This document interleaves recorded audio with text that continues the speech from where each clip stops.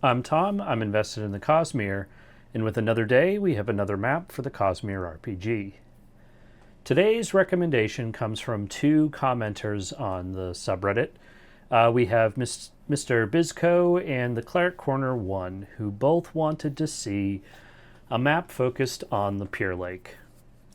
This was a really good idea. I love the Purelake. There's actually, in the little preview window here on Inkarnate, there's a great preview of kind of like the tone of the water that I have imagined. But, you know, the artwork that we have for the Purelake from fan artists really, I think, captures the overall look that I want to go for. Really shallow water, so we're going to have water where you're going to be able to see coral reef and other things just underneath. Maybe a little bit of the sort of foliage that we hear about, these sort of trees, almost like kind of reminiscent to me of like swamp trees that sort of are partially underwater, partially above, and then some rocky, kind of sandy coast. So really great art by Bonnie Johnson and Connor Chamberlain that really helps sort of capture what I think the overall aesthetic we're going for here is, and that's sort of what I'm using for my inspiration. In terms of the sort of practical uses of this map, I'm kind of going for more a straight standard battle map. That's not the right size. I want something that is kind of indicative of an almost completely generic map that you can just throw into any sort of combat encounter that you might possibly want to use set within this region. I don't really have any specific storytelling in mind. I don't have any specific like combat encounter that I've thought of or want to run for my party. This is just as generic as this possibly can be, and built with flexibility in mind. That's really what I'm going for here. So what we're going to do, just to get started, is we are going to add in our coastline. Inkarnate uses this foreground, background sort of system, and you can kind of see it does this really nice kind of waving, lapping effect. And so what I really want to accomplish here, and I might actually use a smooth brush as opposed to that like more craggy one, is I want to give just like a little bit of a beachhead. Not a ton. I want enough that like players can start on the beach if they want, and you're going to get that sense of a beach and sort of be able to do some design work around it. But really the highlight of this map is going to be the water. And so I want to make sure that there's plenty of both while giving the majority of the space to what we're going to accomplish with the water. I'm going to pick just both really generic sand colors and some generic watercolors just to kind of set the initial tone. I think, I don't picture, when I picture the Purelake, I don't picture... I picture bright water, but I don't picture like perfect sands. Like I live in New England, and up in Maine there are some really pristine like white sand beaches in particular areas. They're curated. They're not natural, and I don't quite imagine that tropical. I picture more rugged, a little bit more rocky. And actually there's probably some beaches in Maine that are pretty close to that style, if I'm really thinking about it. But again, like the water is right where we want to put a lot of time and attention. I kind of want to go for this lighter color, and this kind of looks cool. Like if you were doing something super fast, this one water thing would probably actually be pretty good, because it kind of gives you that illusion of like something's underneath there, and it's got some dynamic landscape. We know that the Purelake isn't just a simple like flat surface you can walk around. The water is a flat surface. It's very shallow. But what lies underneath takes some skill to sort of navigate and step around. This gives you that illusion, but I think we can do a little bit better with some more design work. And so just like, I'm going to pay a little bit of attention to the beach first and then work our way out into the water, because I think the water is going to be the more difficult place to start. And what I want to do is give us just a little bit of rocky sort of texturing here. I'm going to turn down my stamp scale. And, you know, in particular, where was it? It's this piece by Bonnie Johnson that I'm really like, this is the aesthetic that I want to go for. That rocky coast. If you're in the New England area, you know all about the Rocky Coast. And I don't quite know exactly what texture for rocks I want to land on. I don't want to have to place each individual rock. Sometimes, like, you spend so much time doing that and it starts to feel a little too unnatural, if that makes sense. Snowy rocks, isn't it? Rocky Rubble might be the one.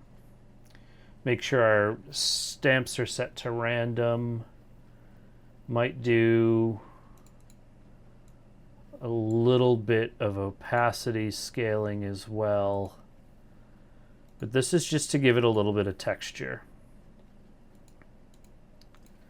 A little bit of texture and just something a little more dynamic than a basic sand. But I don't want to go too crazy. Let's go back and really work on what that sand looks like for a minute.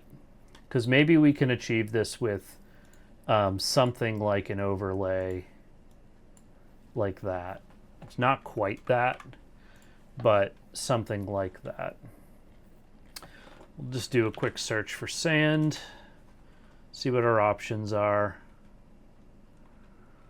You know, I don't want to go something this light, although it kind of gets the vibe across. Maybe that's our base layer and we're going to do an overlay of something a little bit darker. Like this sand with stone is like a little too barren, but we turn down that opacity and use it as just, and maybe even the texture scaling. So now our rocks are a little bit smaller, and this allows us to really warm up the sand while also giving a little bit of that rocky sort of texture and overlay that we want. Yeah, this is feeling good. You know, if I really wanted to go nuts with the rocks and give it kind of a more rocky aesthetic, we could really pull that off. But for now, I'm actually just going to kind of hide that. And with this warmth and texturing that we've added in and that little bit of rocky detail, what's it look like without the grid? Kind of feel okay about that. I want to go back to the water. So what I'm hoping we can accomplish with, again, contrast and layering is a very vivid water overlay. This is like too bright. It's a little too almost like fuchsia. Like that just feels so out of place for Roshar. I mean, these places are exotic compared to the rest of Roshar, but I don't know. To me, it doesn't feel like it's that grade. But again, when we layer in now the coral reef, and actually I'm just going to turn the sizing scale down just slightly. Again, 5-foot blocks, so you really get a sense for how deep or how large some of this more dynamic landscape is. And then just some areas where, you know, the coral reef is peeking out. It's maybe a little bit more shallow in these areas. It's a little bit easier to see. And we're just going to kind of blend it in. It's kind of like Bob Ross in a way. Oh, happy little accidents we have when we overlap our layers a little too much, and you all of a sudden get to see a little bit deeper into the water, or I guess nearer into the water in this area. I really like what this is doing. And when we take off our texture or grid pattern here, you really kind of get that sense. We're going to go zoomed in crazy here. You get that sense of the life that's underneath the water. The only thing that I'm kind of like, I'm really trying to think through here at this point is what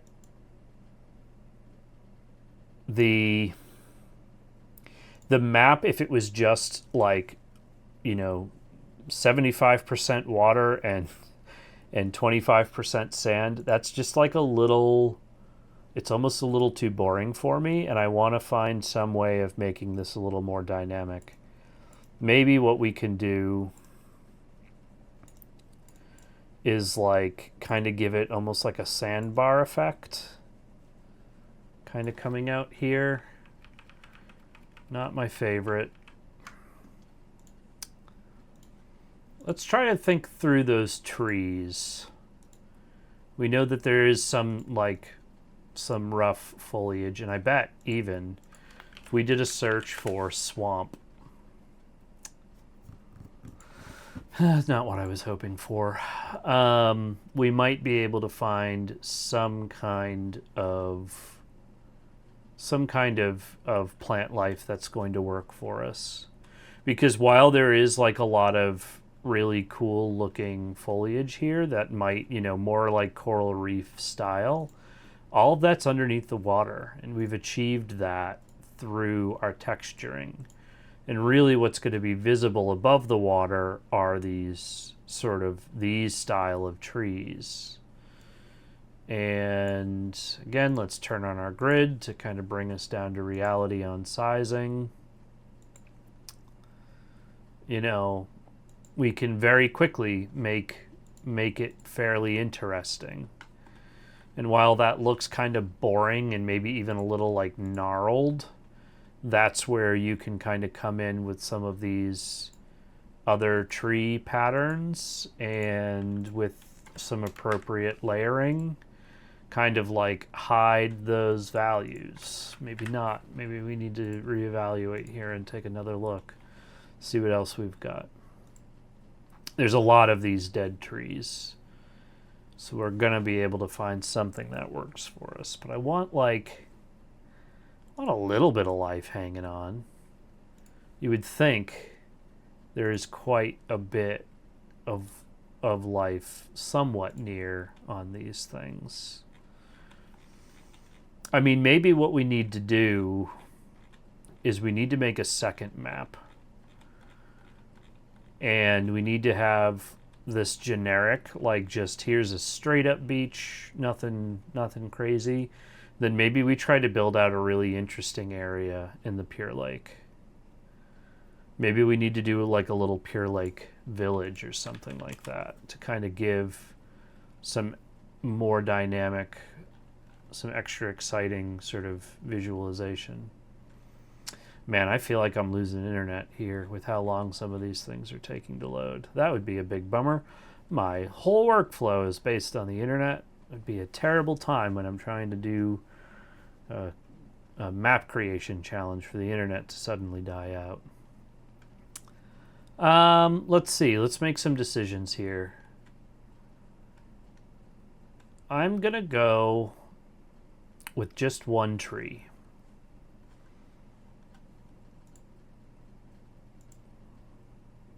I like this visual. We're going to have our one tree. It's going to be a little bit smaller than that.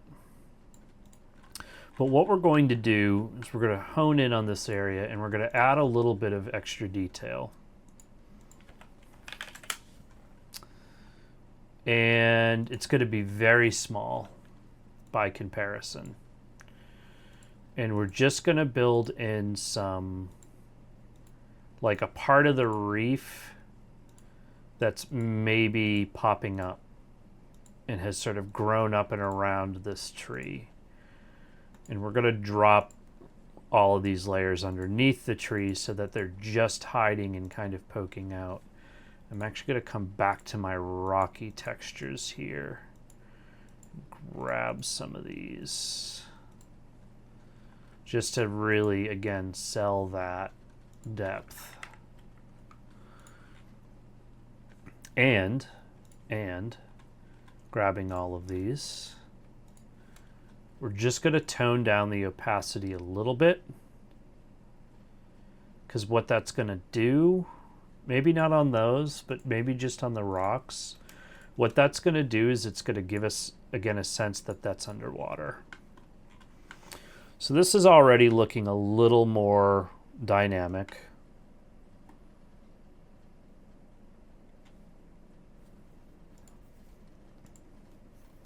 But what else can we add? What can we do to make this a little more interesting? We could add like that archipelago style, but honestly, it doesn't feel that interesting when it's just not going to do too much. There's this like watery grass that shows up in a couple of places. We're seeing sort of these like reeds under the water. And maybe, again, giving that like some variable opacity kind of gives that essence of being above the water in some places. But I don't know. I don't know what that really is going to do to a player who's looking at that. Do they try to avoid it? Do they try to play into it? I think what I'm going to do is double that, scale it, and rotate it to make it look just a little different. And so it's almost like what we have here. Just drop Ishik right in the water. And there's our man. Maybe what I want to do is I want to add a little more texture to the beach. And it's going to be some off-screen texture in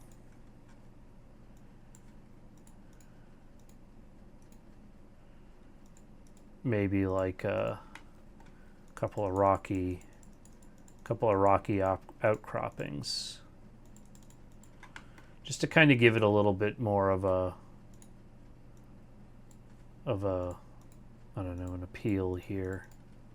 Just don't want it to feel so barren of detail that it feels odd or out of place. Because a map shouldn't be boring. It shouldn't be so cluttered that like your players have a hard time visually understanding like what's underneath their feet, where are they standing, how, like what's in between them and sort of the next thing that they're trying to do. But it shouldn't be so dynamic and like detail oriented that they can't even see what's going on in the map. And I'm feeling pretty good about this now, actually. Maybe just like one more kind of slightly more interesting rock pile here with some scaling opacity to kind of give us the sense that this little rock outcropping is like just peeking out of the water, right? Like you can kind of see, you're seeing almost like the tip of an iceberg as it goes a little bit further down. I'm going to move that more over here. Just trying to like visually balance things out.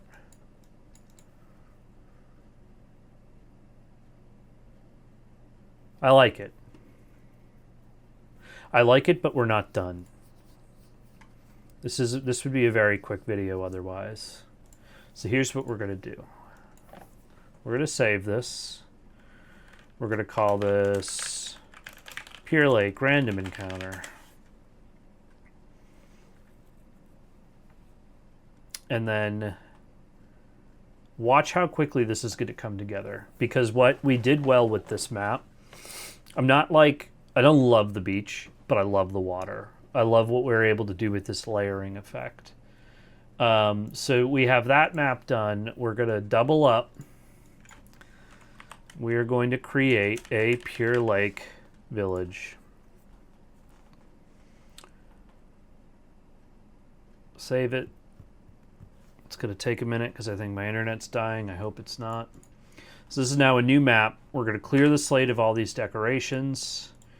We are going to bring us down to the ground level here. We are hyper quick going to... You know what? Let's just start with like a completely fresh slate so that it doesn't look samey from our other map. And we're going to opacity 20. Why that's important is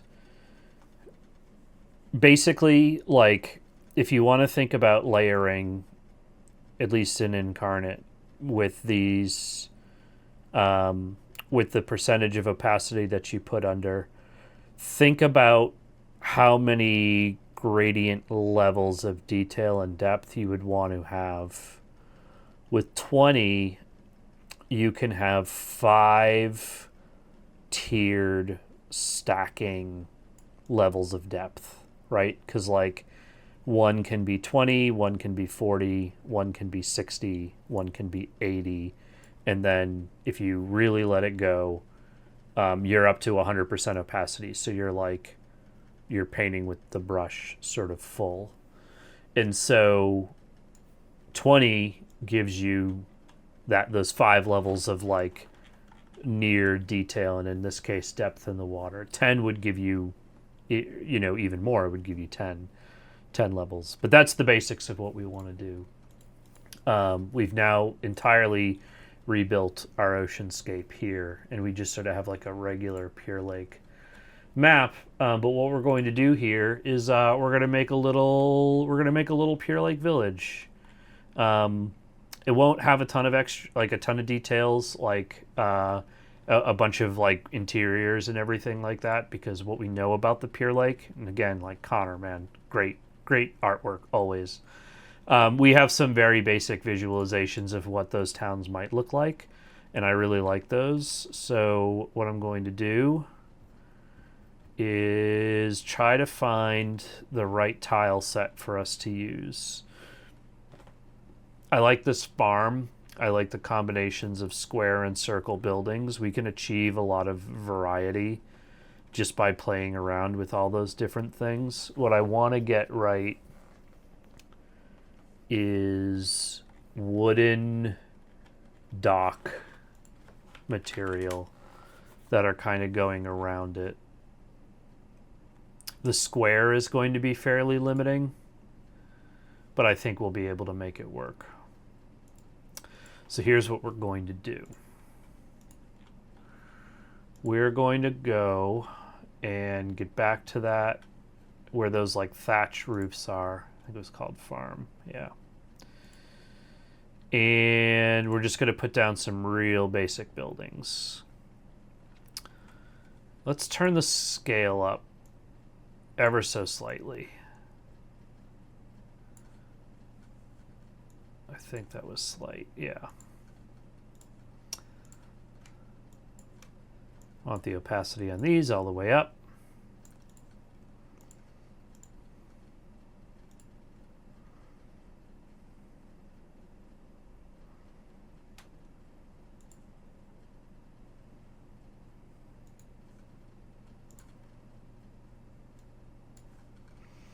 And we're just going to do like a couple of buildings here, a tiny little village.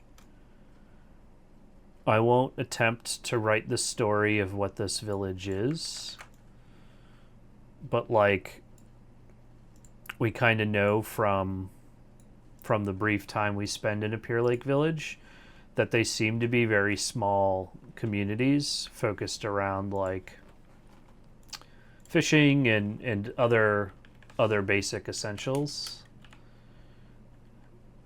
What did we want? We wanted a pier. Yeah. These, what I'm going to do is this, I'm going to kick down the opacity. Because I want to give it the impression that it's underneath the water. I hope that's enough. We have to be very careful about layering these when you're using opacity, because as you'll see, it really sticks out when they're overlaid.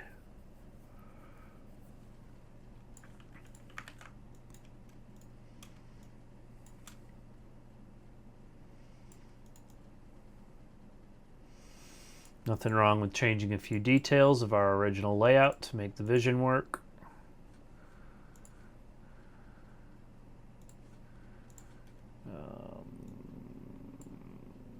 Why are you the way you are? What's this? Why is this so different?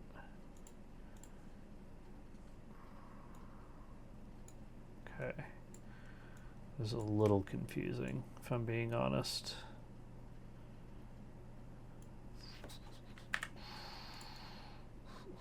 Sometimes you just got to kind of manipulate things around a little bit to make it work for you. What can I do to cover up that small imperfection? Surely something.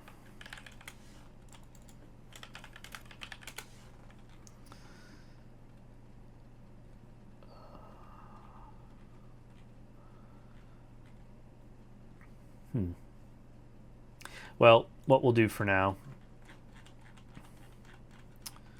is we are going to take our scale down ever so slightly and just give a lot of really cool details here with lots of fish having been caught and ready for sale.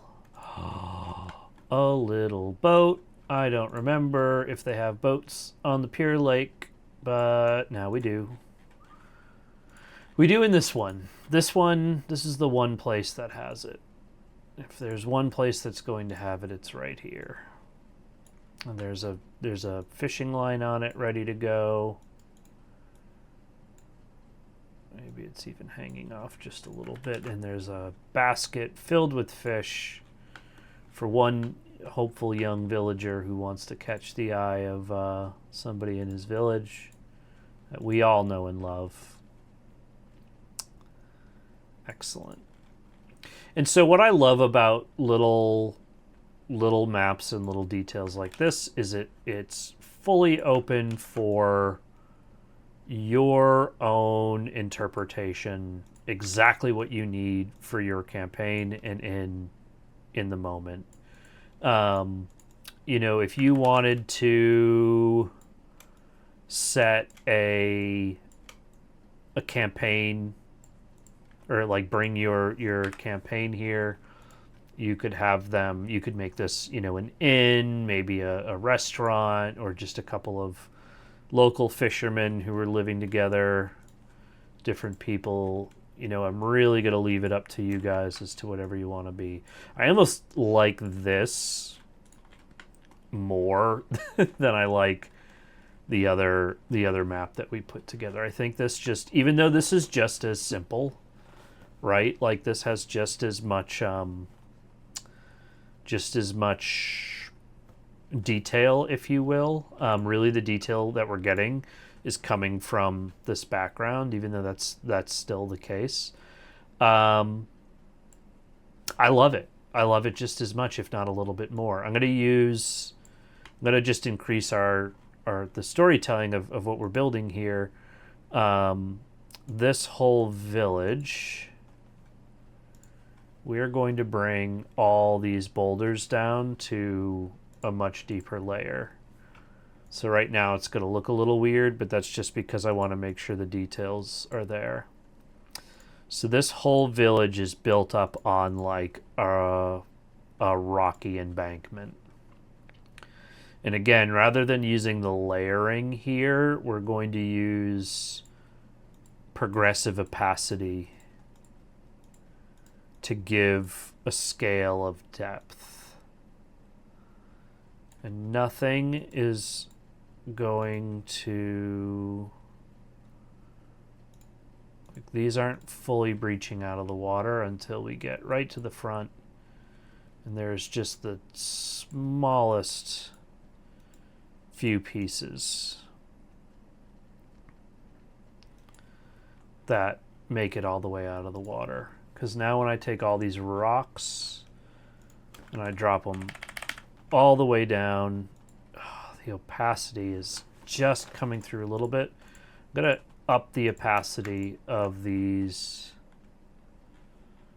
Let's get all the piers on their own layer.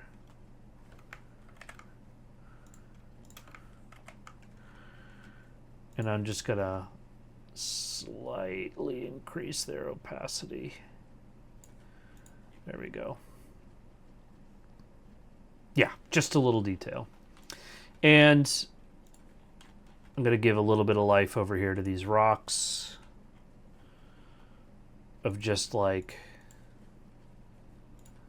some of the coral reef is kind of making its way. God, that's really huge.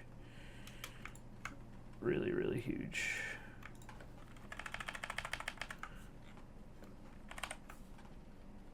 Cut the opacity a little bit.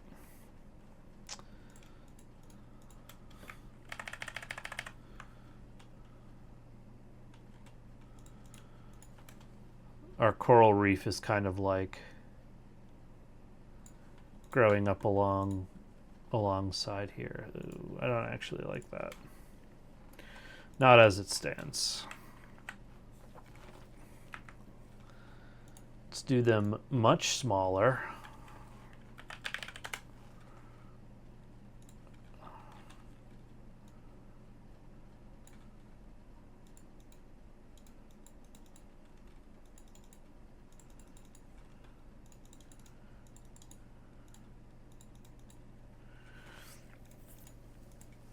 And just tiny little details built in to this, just to kind of enhance and play off the bottom and give it a little bit of pop of color and life. Okay, grid off.